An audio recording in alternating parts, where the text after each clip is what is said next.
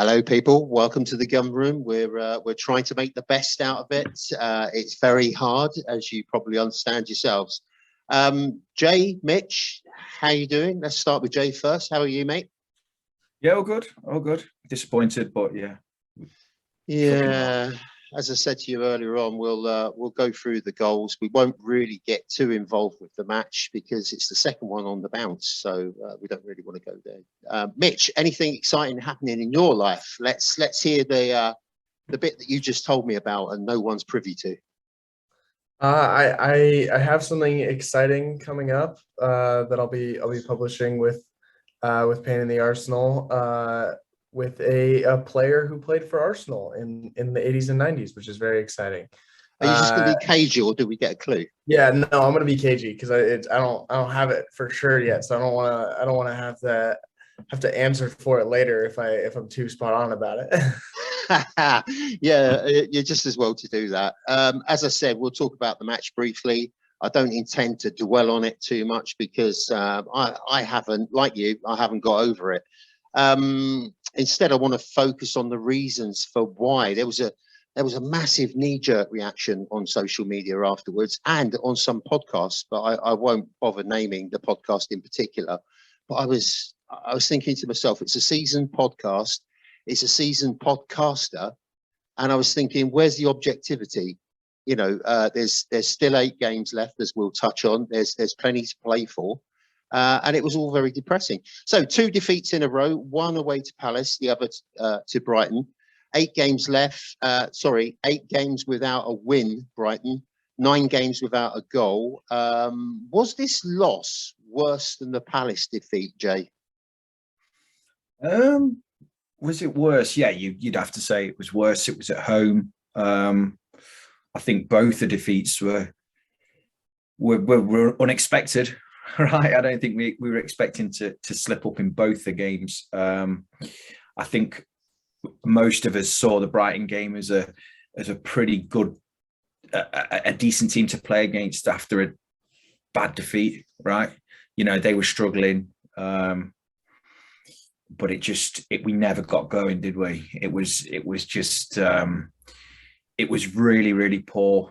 I think it's crazy, isn't it? I said this to you, Tom, didn't I, earlier? Just how the Arsenal just affect your mood and just like it was a game that we should have won, no doubt. The Palace game, like we discussed last week, one of the tougher away games of the season. You know, outside the top sort of 2 or 3 teams.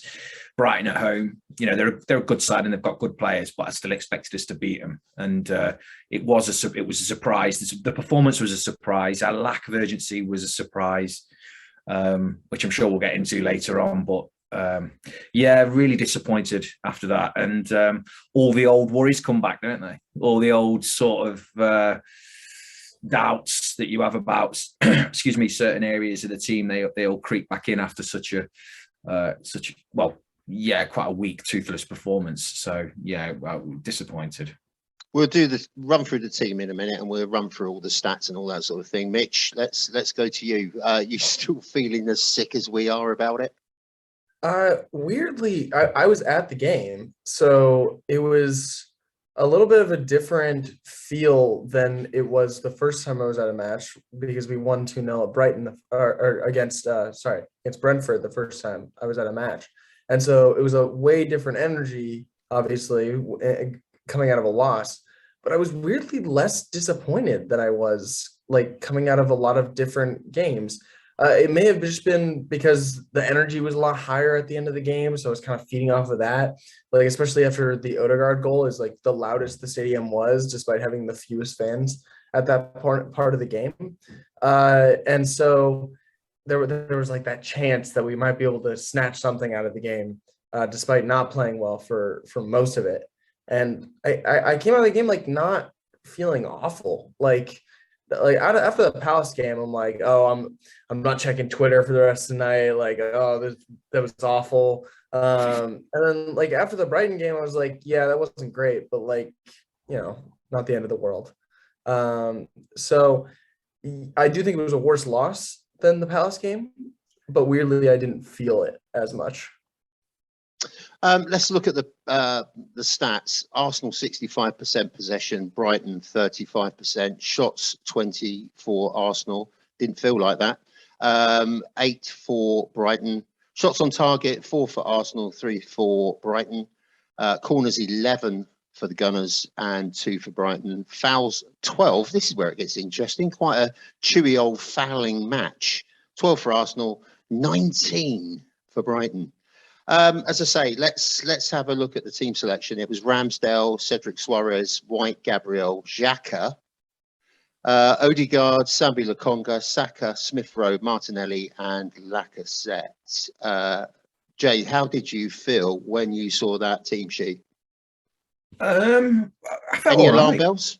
No, well, not really. No, I still felt we had more than enough to get a result. And obviously, it was tweeted out that Xhaka was at left back, which not ideal, but I didn't have too many issues with the team at all. As we've said so many times, we've got so few options, and I think, look, the Xhaka at left back thing has been heavily criticised, obviously with Thomas Partey missing, and I get that, and everybody's, it's been analysed, been criticised to the nth degree, but I can kind of see why Arteta did it. He obviously trusts Granit, doesn't he? And he's one of the very few players that it just seems to be. Well, he's one of the first names on the team sheet, isn't he? And Arteta took a bit of a gamble putting him at left back, and it didn't really pay off, did it? Because as soon as Granit moved into the more centrally in the second half, we did look a bit better, didn't we? And no alarm bells. I still thought, and I still think now that we had enough quality to get a result, but obviously it wasn't meant to be. It just taking obviously Partey missing and then taking Xhaka out the middle of the park. We had nothing going through the centre, did we?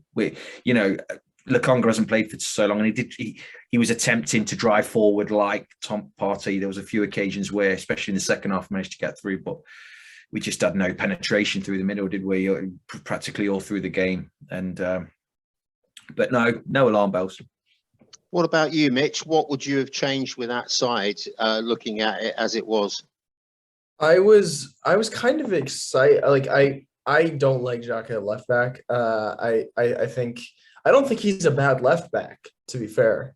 I just think the positional value of him in the center of the park is so much greater than him at left back. I think it takes him out of the game a bit, and then Sambi didn't do fantastic in the single pivot, but I'm not putting that all on him. I was a little excited to see Smith Rowe and Odegaard again as eights. I'm very curious about how that can set up in the future. Unfortunately, every time we've seen it, it's been disappointing. Like, I don't think that I've seen a good performance from either of them any time that they've been lined up together as eights, which is really disappointing because on paper, it seems like it could be a really good combination if we have enough trust in in whoever's playing the six to hold down the midfield practically by themselves. And I have a little more trust in Thomas Partey to be able to do that than Sambi. But even when Thomas has played as a lone six with them in front, it hasn't really gone great. So I was a little excited to see that. Unfortunately, it didn't work out. And I do think it was a bad tactical mistake by Mikel Arteta. I also worry about what it does to Tavares's confidence, because I feel like he's a big confidence player. We talked about this a bit last week, but I really think that, and I really hope that this is what we're doing against Southampton, that we kind of do that a little bit of a tactical tweak, go back to a double pivot, have Xhaka and Sambi as the sixes in the middle, and have Tavares and Cedric playing high and wide as fullbacks. I think that that's the best tactically from our team. Tavares has had some rough games, but we need to put our trust in a young player like him who we've seen play really well, especially in a role he's can thrive in. If Xhaka's in that center defensive midfield role with Sambi, not only is Sambi going to be better, but Tavares is going to be better because he's going to have that outlet in the middle of Xhaka who's secure on the ball. And then Xhaka can also slip into that left back role when Tavares goes up and he can combine really nicely. I think one of the biggest things that people were talking about earlier in the season when Tavares had a really good run in games was he adds more variety going forward than Tierney did. Like what we've seen the last couple of years, Tierney is something he's really good at, where he's really good at getting to the byline, getting a nice cross across.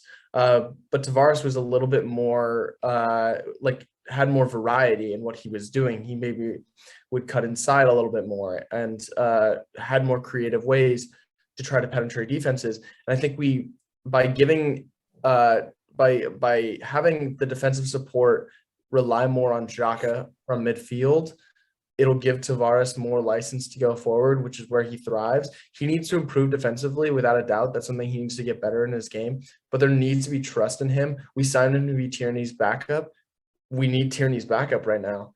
And he's 21 years old. We can't be like trying to kill his confidence because he's had some bad games, but he's not a bad player. He's far from a bad player. And so I do think it was a wrong tactical choice by Mikel Arteta, but I can totally understand why he would try this kind of tactical choice in a game with a Brighton team that hadn't won in 8 matches. If there's a time to try anything, it was against that team. It did not work. We felt the consequences, and that's unfortunate. But I do put a little bit on Mikel for the game. Obviously, I still back Mikel. I'm not like Arteta out now. I'm not entirely changing my tune. Oh, there's a lot of that. If you're gonna praise Mikel when he does when we're on good form, you have to criticize him when he does something wrong, or else you're just calling him a god, and that's not the case. So I do think it was a wrong choice by Mikel. I wasn't upset about it at the time, but I do think it was a wrong choice ultimately.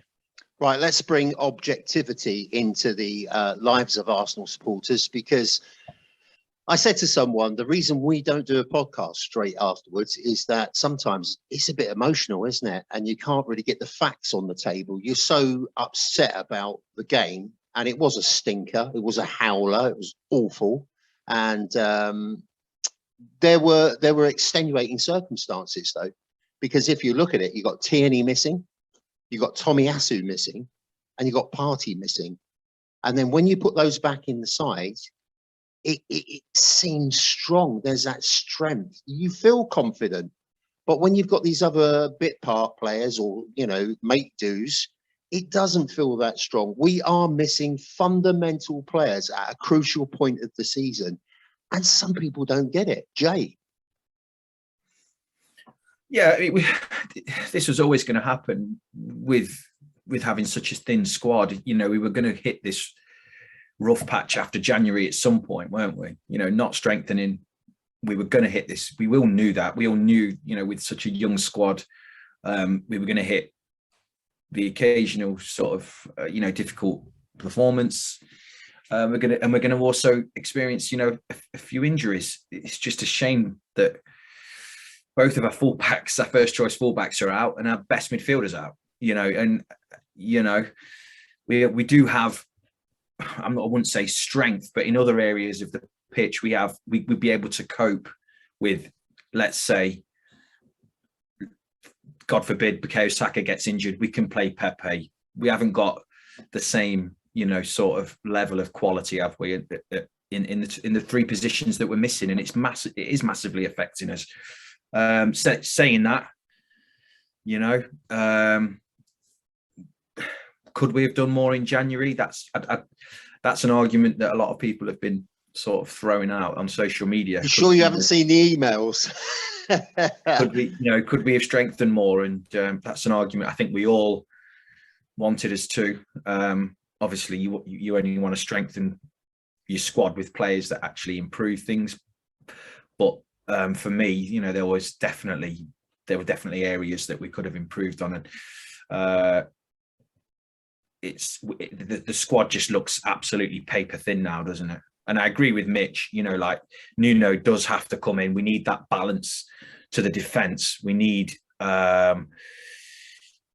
we need Xhaka in the middle, and I mean, Tom, my view on Xhaka, it's a sad state of affairs when you're relying on him. For me, he's a he's a decent midfielder, but we need him in the middle. And it was just so evident, like I said earlier, that when he returned to the centre of the park in the second half, we did improve slightly, I suppose. I haven't got the stats with me, but he was the most progressive ball player in the second half.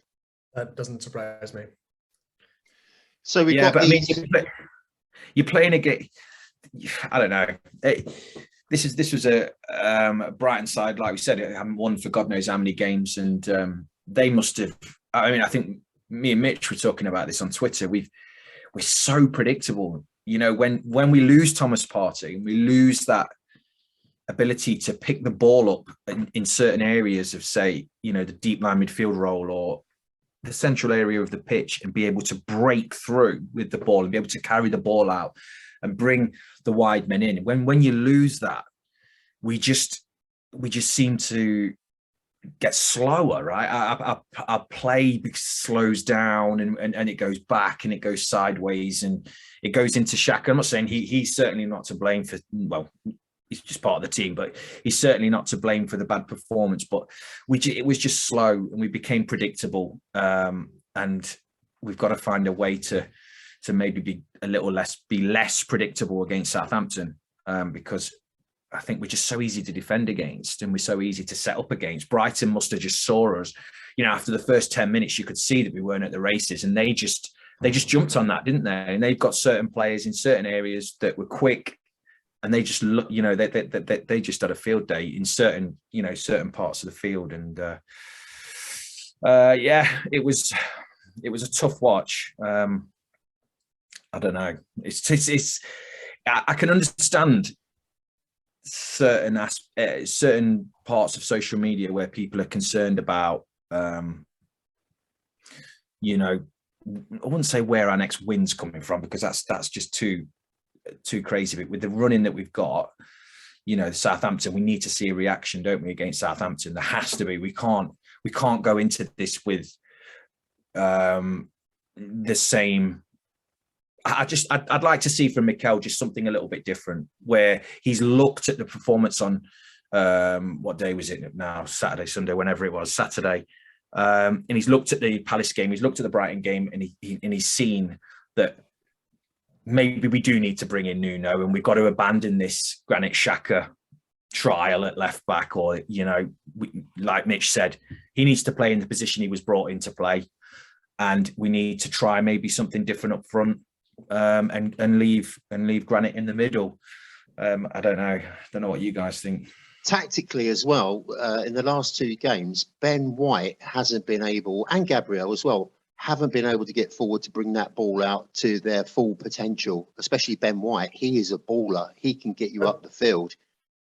Yeah, that's been clearly a tactical choice by both Vieira and Potter.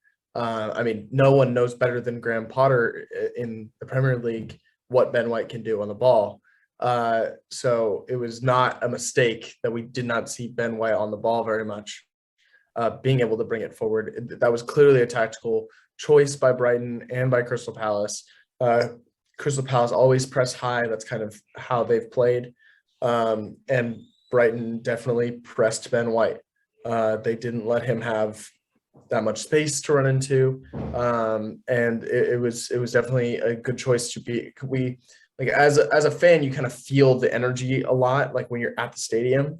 So it was like we'd have the ball, and then Ben White would get the ball, and then wouldn't be able to do anything, and then pass it back to Gabriel, and then you just kind of like have this feeling as like with all the fans, you're like, oh, like you could have done like something like better. Like obviously, technically, passing the ball to your center back partner when you don't have a good look is a good choice typically.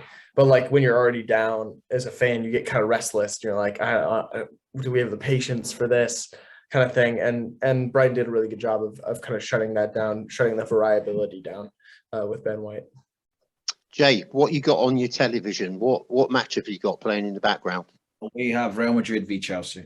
Oh, how's it going? Chelsea winning 1-0. No. Mason Mount has scored. Back to ourselves. Arteta said we lacked courage. Trawling the cesspool known as social media, quite a lot of the terms were repetitive. Bottled popped up quite a bit. The fact was we wasn't solid at the back. We weren't combative in the midfield, and we were just blunt at the top end, which leads me to, are we scared? Are we mentally jaded by these 2 defeats? Are we strong enough to now go forward with these 4 games, massive games, to seize the initiative? Mitch? I hope so. I think that we saw. I think I thought that we understood, or that we were getting a strong message in this team's mentality when we came back against Wolves. I thought that was like that performance right there, to like go down 1-0 against a team that does not concede when they're leading, and then not only get something out of the game, but win the game. That was a performance that was like a mentally tough performance. And I don't think that this team has done worse than losing 2 games. We started the season very poorly. We've lost games this season. We lost 2 arguably tougher matches because earlier in the year against United and Everton, one after the other, that I would say probably were worse because we should have won. Like, we played better. Like, these are just bad performances. You can get over bad performances. The mental toughness was losing to Everton and Man United when you literally had leads.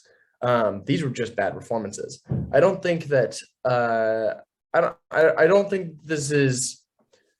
Yeah, I'm not worried about the team's mentality. If we don't have a good performance against Southampton, then we maybe start talking about that.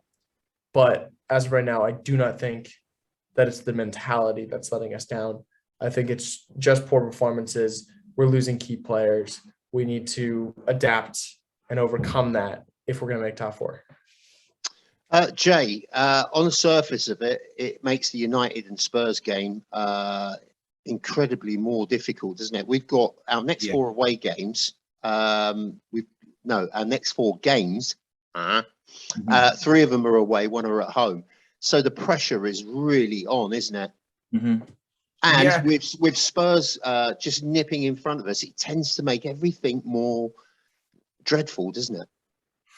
I mean, I think the benefit of having the youngest squad in the league is the ability to just brush off results better than more experienced squads. The majority of these players haven't been through this. It's new. All of this is new to them. A lot of them. No, I don't think anybody. We can't underestimate the loss of Thomas Partey. Just how much that's affected us. We were so reliant upon him, and which is for me incredibly worrying, because I haven't seen enough yet in Sambi to suggest that he's ready to fill his boots yet. But I think we'll surprise. We're such a we've been consistent this season. We've had these spells where we've had a couple of bad results, and then it's followed by a period of good form, and I do believe that we'll bounce back on Saturday or whenever the Southampton game is, and I think we'll see at home against Man United, I'd still fancy us. Against Spurs away, that's a tough game, but it's not Spurs. I mean, the Villa game was random. Everything they hit went in.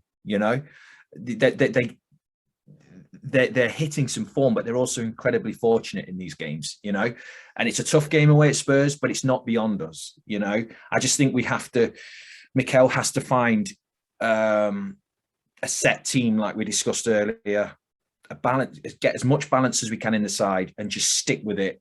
And nothing's over yet. Spurs have nipped in front, there's been a few bad results on our side, but it's certainly not over. We're in a good position. We've just got to trust. The form we've seen. We've beaten some good teams this season. And we're in a position where nobody really expected us to be in. I think all 3 of us have said no, none of us expected us to be where we are now, fighting for potential Champions League, and it's not lost. So, it's not great seeing Spurs. I honestly thought they would slip up against Villa, but I mean, what a crazy Wasn't for game. want of trying, was it? Villa were at him, and Lloris played a blinder. I mean, he really was. He's like he had 4 pairs of arms. And Spurs they've got the strikers. You know, they've got the thing that we haven't got. They've got world-class strikers. Hey, you know, nothing new there. They've had Son and Kane have been there for years, and they're as good as anything in the league. And I mean, so many people have said it. That will most probably be the difference between the two teams at the end of the season. They might just have the firepower, and we won't, unless something miraculously changes at the end. You know, in the running, from our point of view. If anyone's going to the Man United match, keep your phone in your pocket, because you know what happens, don't you? Okay? Just give you that little tip. Obviously, social media exploded. There was criticism, knee-jerk reactions, and all the rest of it. Key words: lack of urgency, lack of pace, lack of cutting edge. Let's go to those goals. I don't really want to wax lyrical about somebody else's goals, but they were 2 crackers. And there is an element where we slipped up. And it seemed like we didn't go towards the ball. We left massive holes. We'll talk about our chances. Gabriel headed wide early on, didn't he? Big chance, huge chance. That would have changed the picture. Should have scored. What is it? Yard, maybe 2 yards out. Has to score. Absolutely has to score. Kind of head just went the wrong way, didn't it? Tossard got the lead, 28 minutes. Mitch, take us through that. As I say, they were both good goals. I have not watched the game after I was there. I don't remember what the goals were. Well, both of them were cracking strikes. And the first goal, the ball was played across the pitch and back to the 18-yard box. And Tossard just had acres of space, didn't he? They just all stood back. They were all committed, and they were all in a line back towards the goal. It was shameful. I tell you what, when you do your Sunday football and all that sort of thing, you see that on a regular basis, but you don't often see it in the Premiership. It was dire. Jay, you got anything to add to it?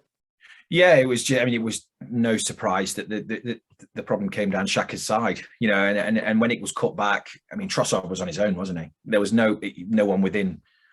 I mean, he was in the mid, sort of 10 yards out, nobody within a 3-yard radius. Yeah, he finished it well, but it was an easy finish. Awful defending. It was like really bad. He had so much space. He could have put table and chairs out and started cooking off a barbecue. That's how much space he had. It was absolutely shameful. As I say, the defence just disintegrated. Smith Rowe had a blocked half chance, and again, it's all fractions, isn't it? If that goes in, you're back in the picture. Let's talk about the Martinelli offside. 4 minutes. We're talking shins and shoelaces again, aren't we? And it's really pissing me off. What did you make of it, Mitch? I mean, in the stadium, it was very frustrating. And I think the biggest thing is, like, and we've all seen like the picture of like, is he offside? Is he not? I think the biggest thing is like, if you're VAR, you're looking for a clear and obvious error. Is there a clear and obvious error if it takes you 4 or 5 minutes to come up with it? No, there isn't. So if you like literally can't tell, like if it takes you that long to draw the lines and figure out if he's offsides or not, then there's not a clear and obvious error. Therefore, you can't overturn it with VAR. I feel like that's the way you have to look at it, because I feel like there's so many different angles you can look at this, and he looks onside or offside for every single angle. Like it's a tough look, and I don't think there's clear and obvious error. Like if it takes you that long to try to figure it out, there's no clear and obvious error. Therefore, you can't rule it out. Well, here's an interesting one from former ref Mark Halsey. While we're on the subject, he said, "What frustrates everybody is the length of time taken. You're looking at it for that long, then maybe there's an argument that it should just be a goal. It might make sense to introduce a time limit on these decision-making processes." He has a point, doesn't he? Because if it's blatant, and if it's a blatant offside, you'll pick it up real quick. But 4 or so minutes, I mean, there's another quote here. I'll just give you this while we're on the subject. Keith Hackett, friend of the show, said he's still convinced that when the ball was played, he was onside. The Brighton player nearest the goal line, playing him on, it's such a tight call. The benefit of the doubt should go to the scorer. So Mike Halsey says it was offside.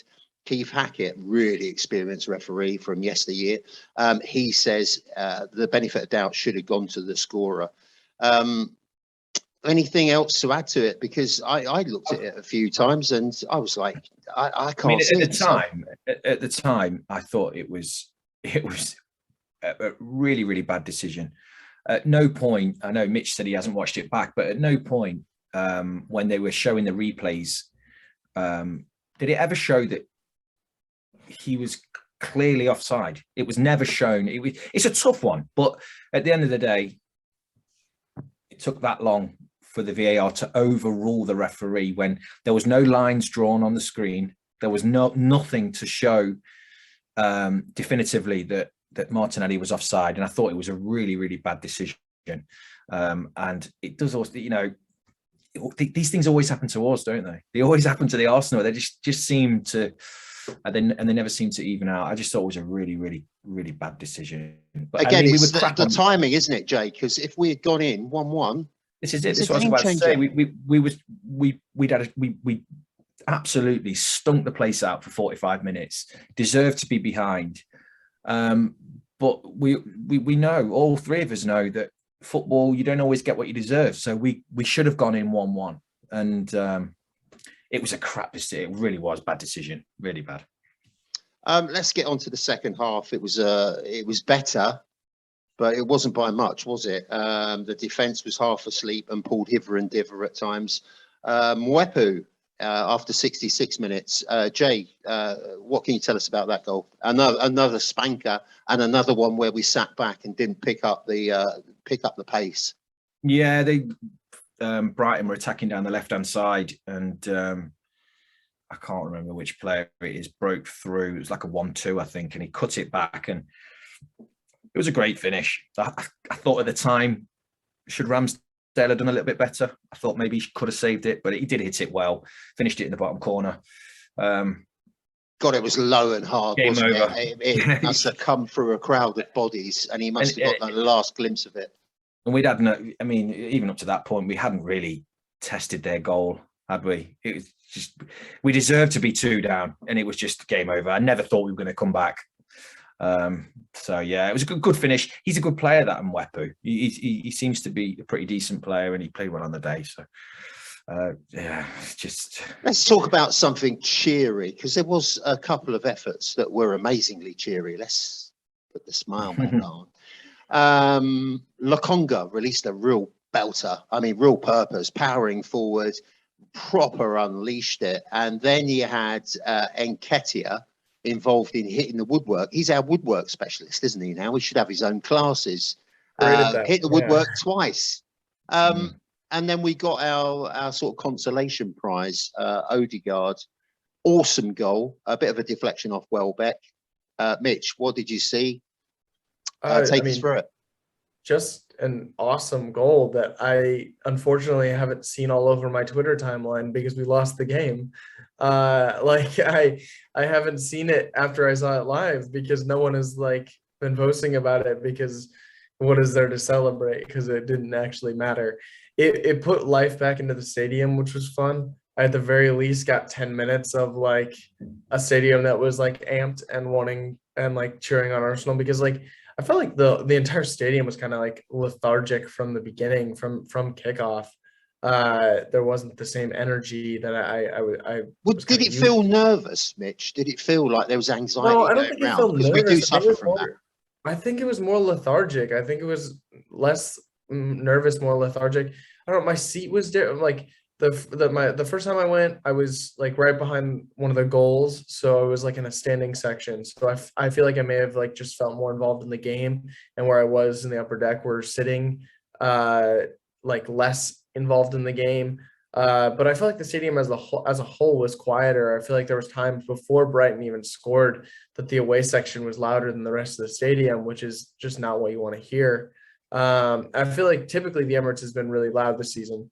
I don't think we've really experienced that much where the away fans are louder than us. We've outsung teams at their own grounds before the season. But I don't know, the crowd felt lethargic, and I feel like that may have felt onto the players a little bit.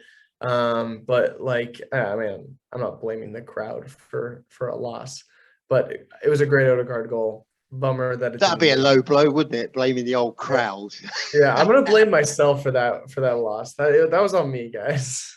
Right, let's go through our bullet points on this performance, just so everyone's aware. Xhaka is not a good left back. Mitch, who would you put in that left back for sure from the next game, Southampton?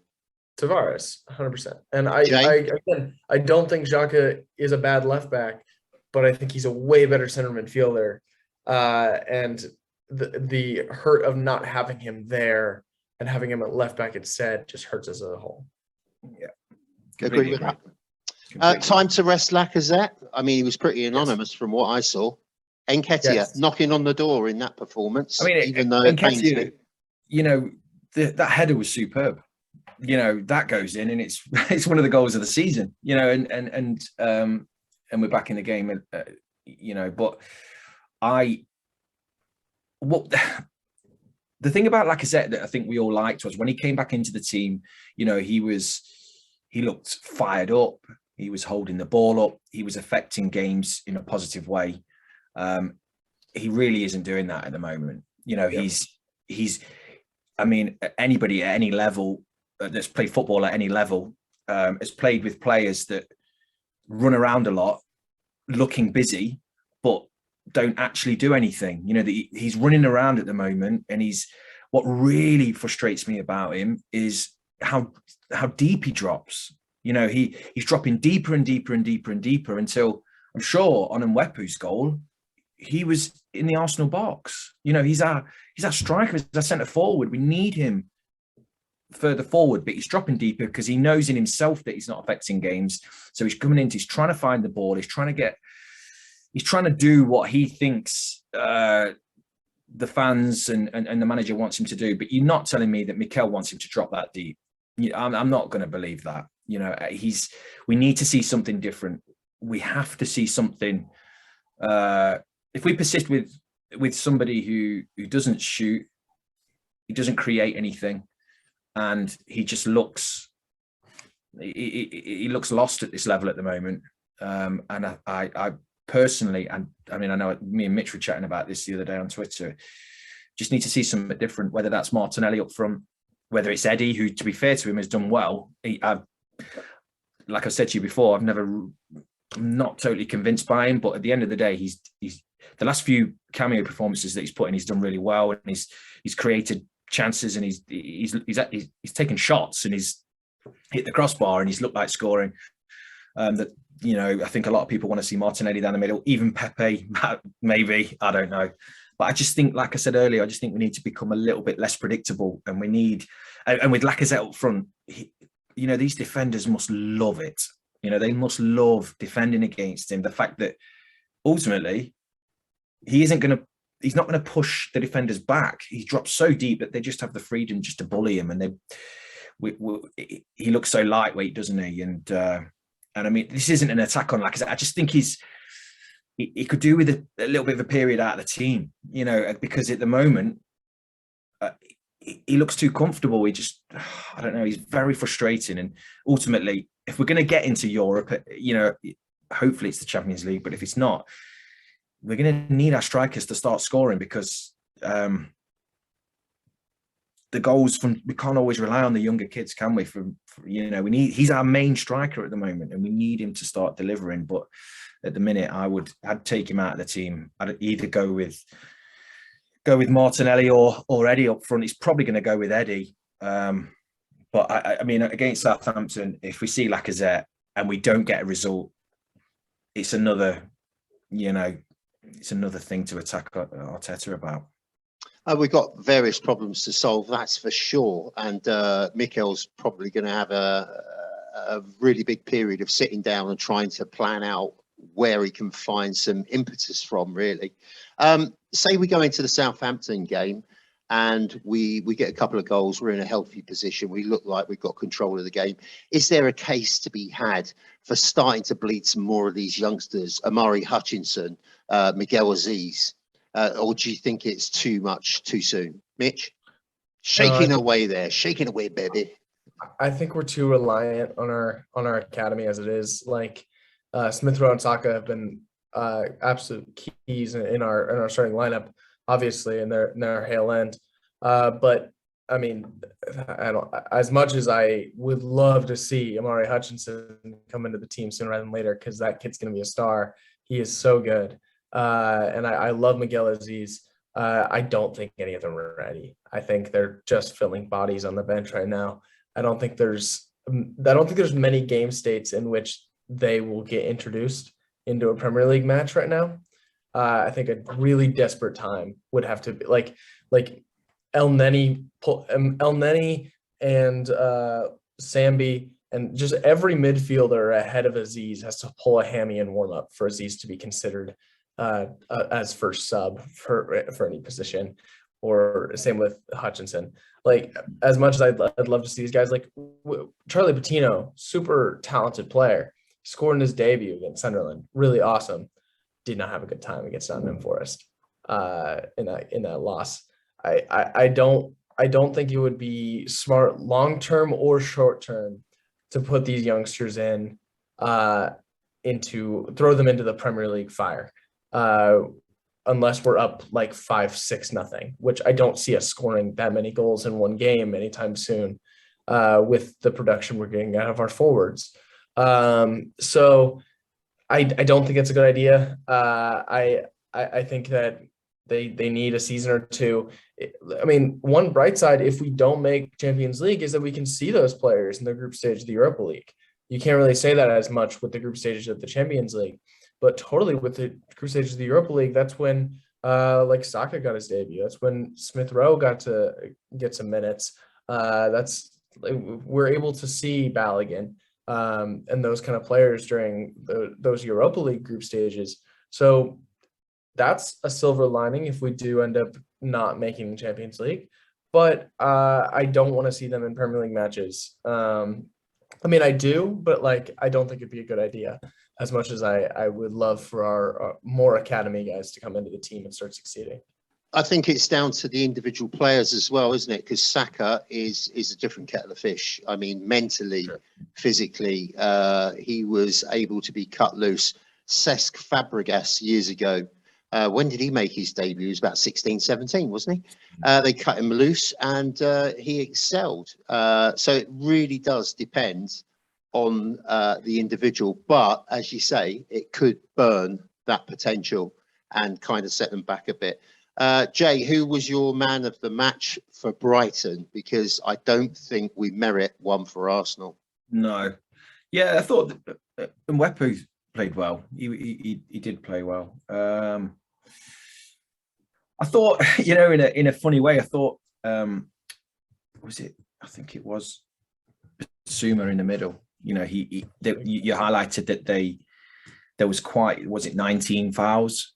In the second half, the central midfield of Brighton did a really good job of sort of tactically shutting any sort of revival down. They were just basically clever fouls, and they were getting away with them, and they did a really good job. And you got to give it to Brighton manager's name. What's his name? He's Graham Potter. You've got to give it to Potter because they managed the game out perfectly. If it wasn't for a freak goal, I mean, it must have been nice seeing it in the stadium. Absolutely no doubt.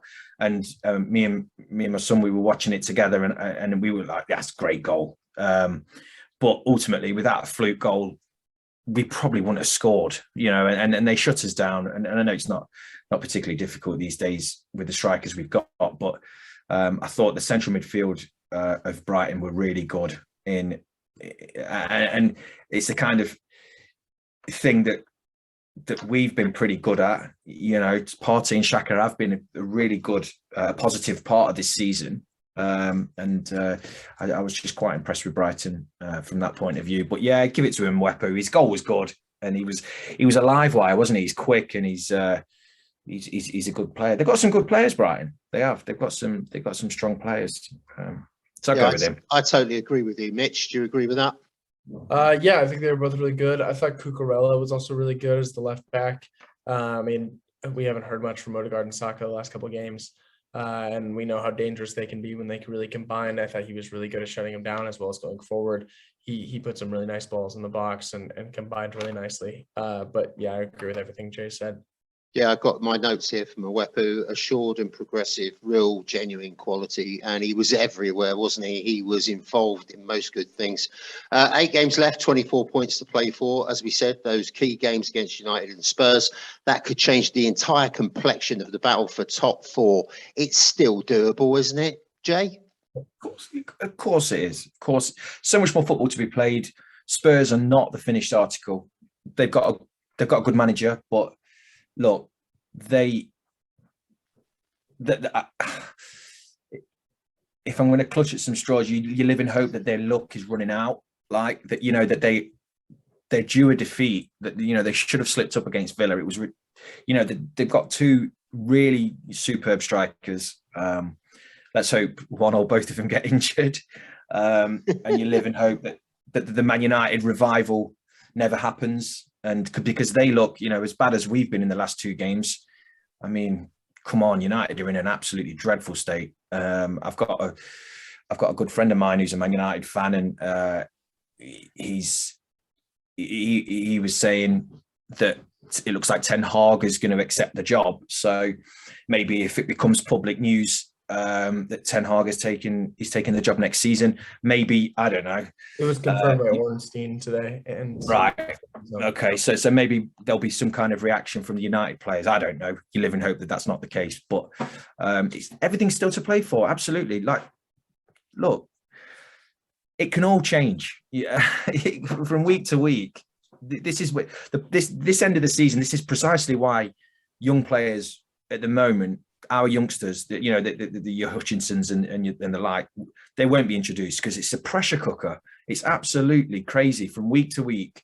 We were only talking after the Aston Villa game, just how good a position we were in. And you're looking at the Palace and the Brighton games as 2 very winnable games, and then where are we? And then what position are we in?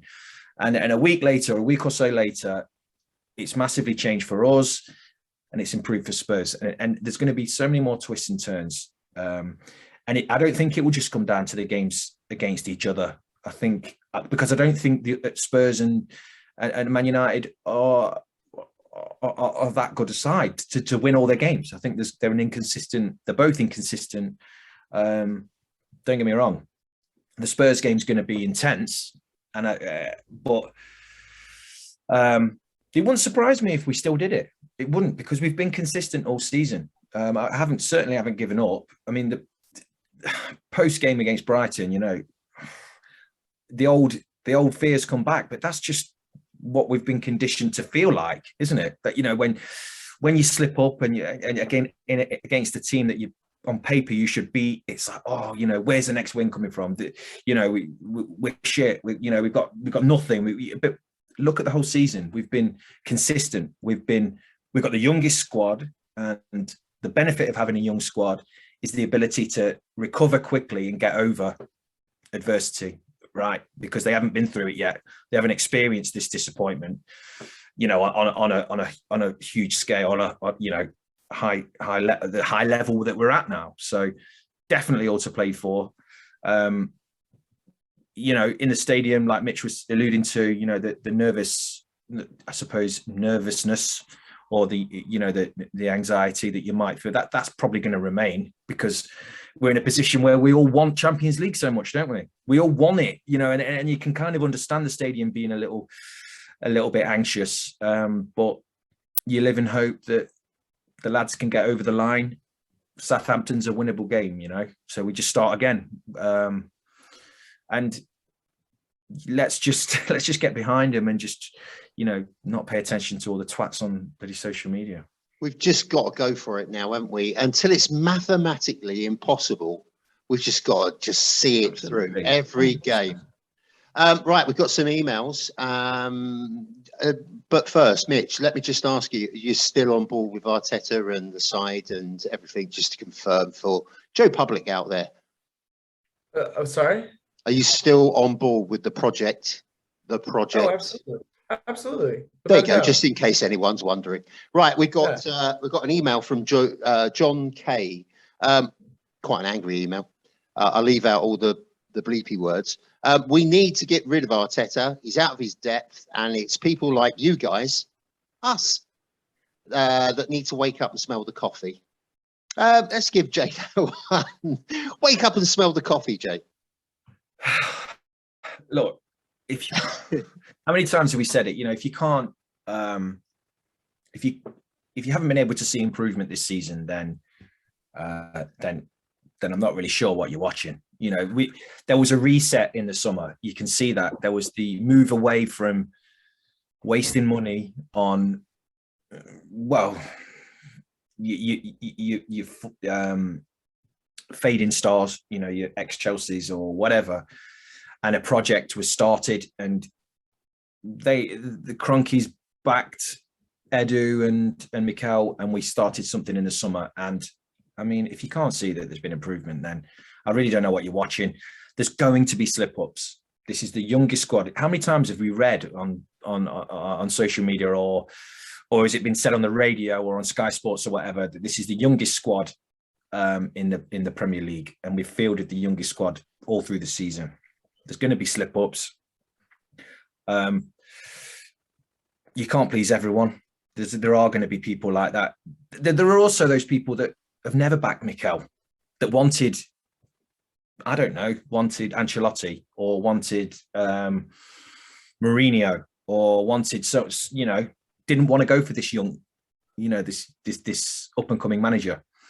I think it's just stupidness, absolutely ridiculous. If you can't see you're only feeding your own agenda. For me, you're only trying to prove yourself to be right. When you said at the start, Mikel wasn't the right man. I've said to you guys, I've doubted him. You know, there's been times since he took over that I have said, I'm not sure he's the right man, or he seems to, the players aren't reacting to what he's tactically, or he can't motivate the players. And I have been, for myself, I held my hands up and said I was wrong, and I do believe he's the right man. However, still disappointed like everybody else when we lose against his face sold the story, didn't it, as well, after that game? Yeah, I mean, we just need to he's not going to get sacked at the end of the day. Mikel is not going to get sacked. He's not going anywhere. These people can cry all they want, put out threads on Twitter saying reasons why. He isn't going anywhere. He's either going to have to walk, or it's going to have to go catastrophically wrong for him to be sacked. Like, this is a long-term thing, and people just need to get over it.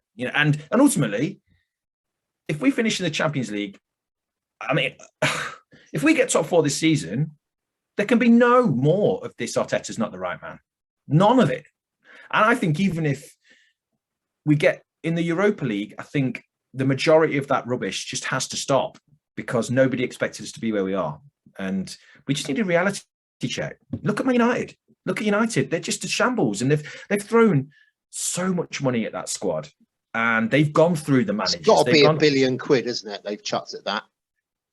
And this is the right way. We wanted a new approach. We wanted investment in youth, and we wanted the youngsters, the HLN, the products of HLN to be given a chance. And Mikel is the right man for it. It's just, there are going to be bumps in the road.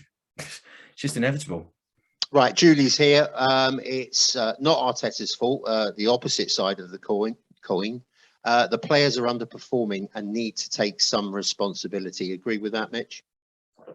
I don't. I think that the players and Arteta are at fault for certain things. Like I said, that I don't think Mikel made the right tactical decision against Brighton, and he probably takes responsibility. He takes responsibility for that. Players have clearly shown that they're not happy with having lost these 2 games. The players haven't been performing, but I don't think it's for lack of them taking responsibility. I don't think that they think that they're entitled to really anything. I mean, the Premier League is tougher than it's ever been right now. I don't think there's any guaranteed matches in the Premier League. I mean, even Norwich like beat Burnley this week and like put a huge dent in Burnley's chances of survival. Like anyone can beat anyone. In the Premier League. This is a much different league than when Wenger took over Arsenal, or when George Graham took over Arsenal. Like every single team in the Premier League has the ability to win every single week against anyone. And we're going to lose matches. Like we were guaranteed to drop points when we were in the driver's seat for top 4, just like Spurs will probably drop points by the end from here to the end of the season, especially when we have the youngest squad in the league. And to just kind of go back to the other question, I just want to echo what Jay said and just say, hey, what have you been watching this whole season? Like, come on. I think it's as Jay said, it's agenda. It's agenda driven. He wasn't an Arteta fan, and he wants him out. I just don't understand. Like at that point, you're a bigger fan of your own agenda than you are of their own team, and that's kind of depressing. Like that's just like a sad way to live.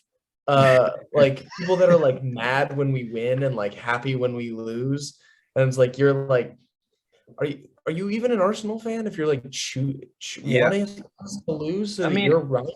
I just want to add, like, we all know, like, Mikel's an inexperienced manager, right?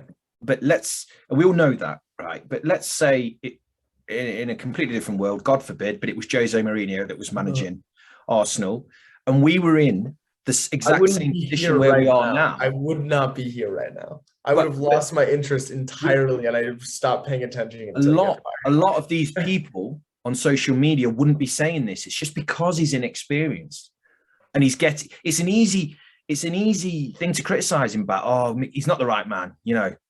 But he's done so much, and he's improved players, and he's improved the relationship between the players and the fans. He's got the fans engaged again.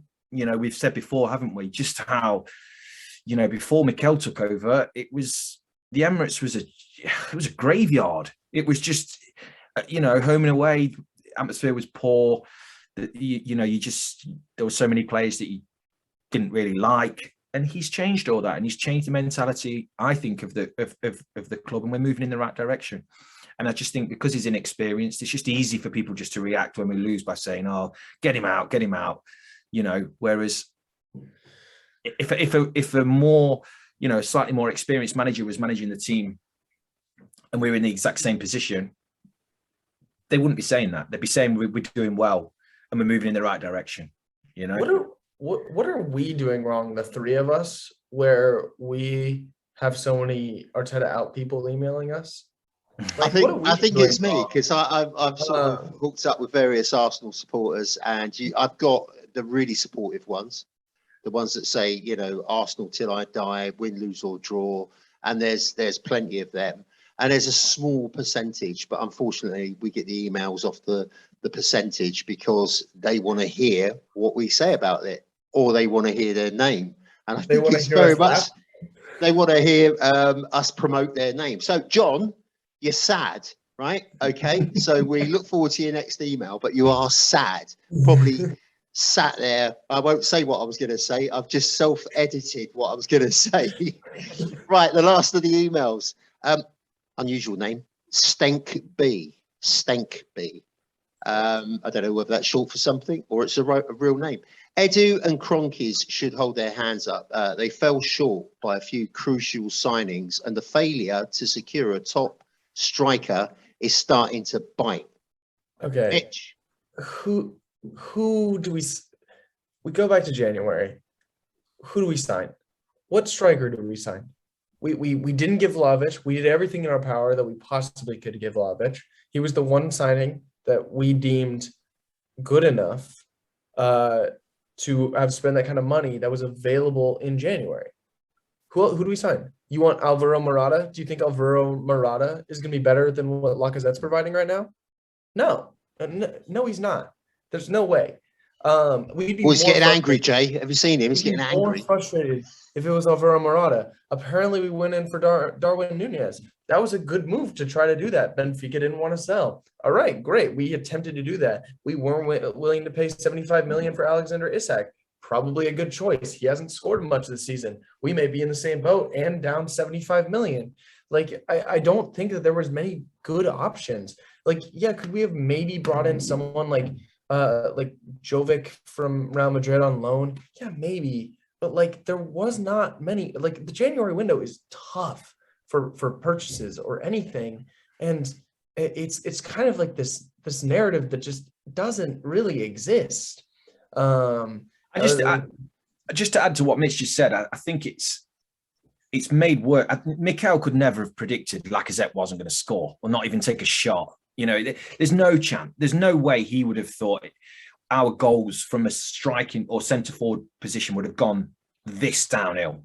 You know, like nobody could have predicted that. You know, like, I mean, Lacazette, you know, his goals have dried up in the last couple of seasons, but it's never been this bad. He's not taking shots. You know, I'm torn on this one because I kind of think that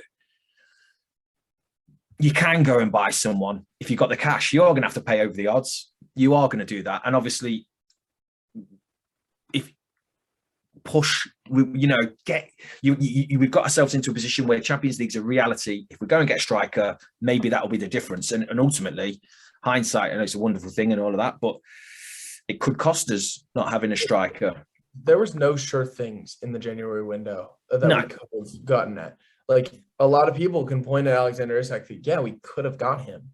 But if we paid 75 million for Isak and he didn't hit the ground running, or he just wasn't worth that, then we're in way bigger trouble. Like, we can compare ourselves to Tottenham, but we're in very different positions to Tottenham. Like, Tottenham made 2 good signings during January, and they're helping them a lot now. But we're in a very different position because their win now, we're in a project.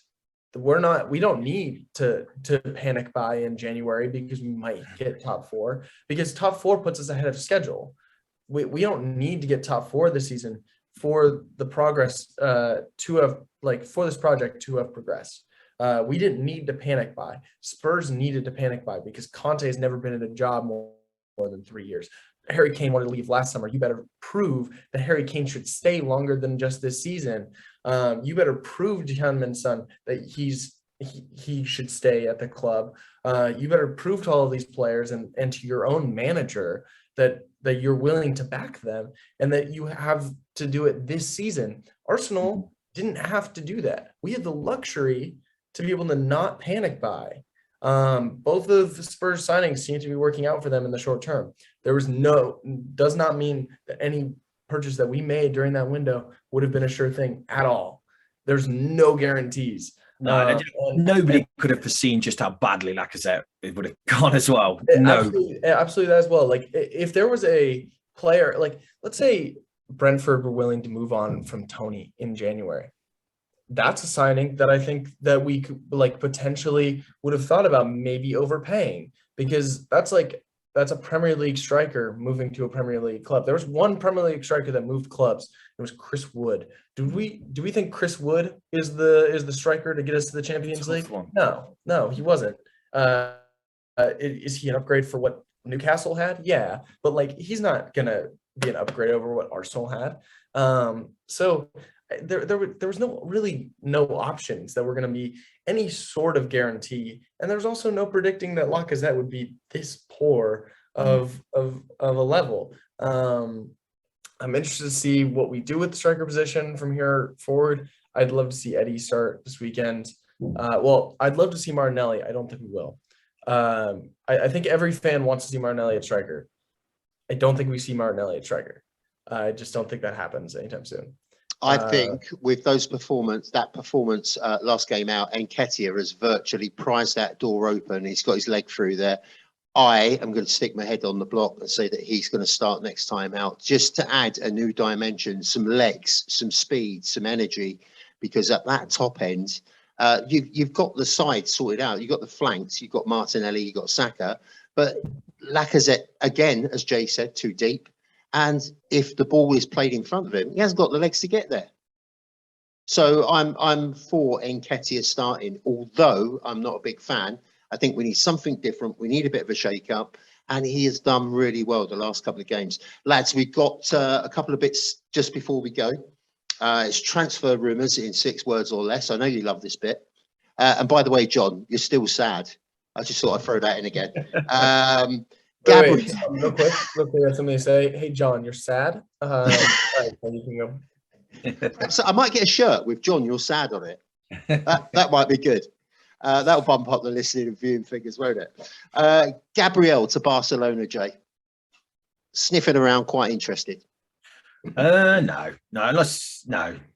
He's I mean, don't get me wrong, his position's not absolutely guaranteed, is it? But he's done well this season, and he's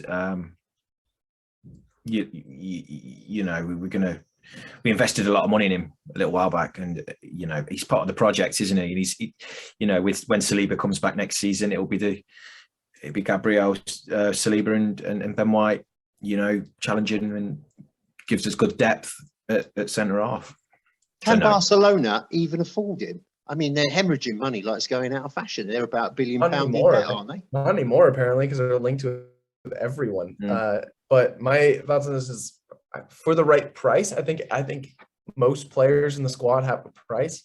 If Barcelona offered 60, 70... Oh, yeah. I'm thinking that. Yeah, that's 50, not 50, I don't know. But there's a lot of people that are very negative about Gabriel, and I just don't see why. Like, he's been a little bit erratic at times. He's made some poor decisions at times, but he's such a good physical profile, and he's 23 years old, forming a really good partnership that, like, works really nicely with Ben White. And then also, like, center backs don't even, like, peak until, like, way later in their careers. To compare someone like Gabriel to Mustafi, which I saw on Twitter today, someone comparing Gabriel to Mustafi, is ludicrous to me, because not only is that just so unfair to Gabriel, he has never been anything remotely close to what Mustafi was. He's also so young and is able to, like, his issues stem from just like some erraticism and some poor decision making that can be very easily improved. Just switching off from time to time, isn't it? Necessarily just like the physical ability and the physical profile that Gabriel brings. Like, he's like a really talented player at 23 years old. Can you imagine the player he's going to be when he's like in his prime? And I think it'd be foolish to just like throw him by the wayside. Oh, Saliba's coming back. Like, yeah, there's strength in having depth. Having a group of three really good center backs, especially with Europe next season, it's gonna be really important. So for the right price, I would sell Gabriel. I don't think 50 million is that. So we had for the right price, and there was about 5 no's from Jay. I just think it's a rubbish story. I just totally do. Next one up, Mitch, you deal with this first. Richarlison to Arsenal from Everton.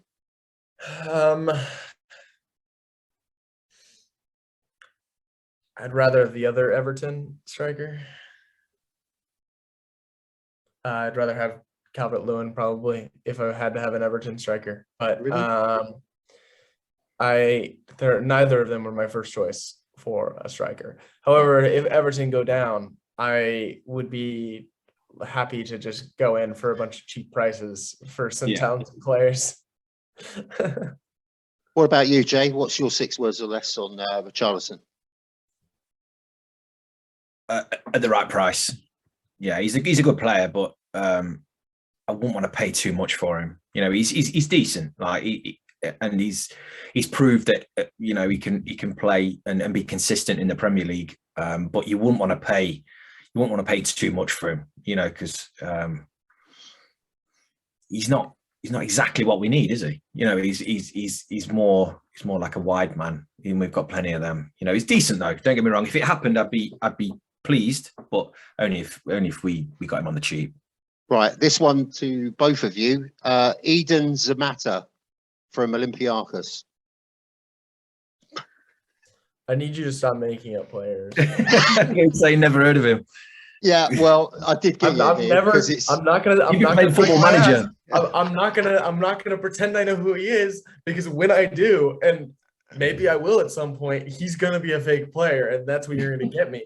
I'm not gonna lie. Yeah, Well, you've been playing Football Manager, haven't you? Taking these players out.